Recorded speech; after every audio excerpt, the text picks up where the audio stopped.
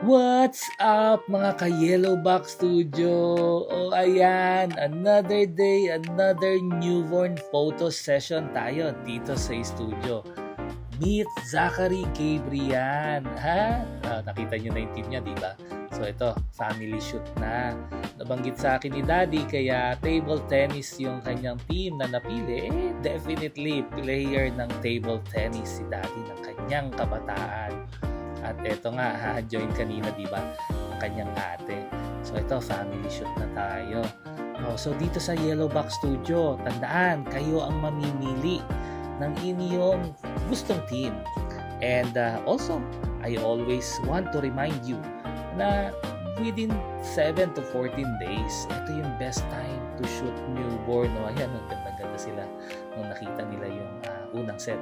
Ito nga, pine-prepare na nga ni Mami Gretel itong si Zachary. At ayan, tulog pa rin. Haha, di ba? Ang galing. So, syempre, for the second set, still, table tennis ang kanyang team na paglalapagan natin. So, kapag meron kayong mga kamag-anak, kaibigan, kapamilya na gusto ng ganitong klaseng mga photo session, we are located here in Orani, Bataan.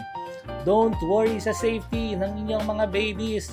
I and Gretel are both registered nurses and we are doing this for already a decade. Yes, 10 years. Hi. Safe to safe si baby dito. At yan.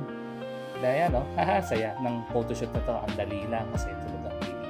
So, yan. So, Yellowback Studio, dahil minsan lang sila bata. Bye!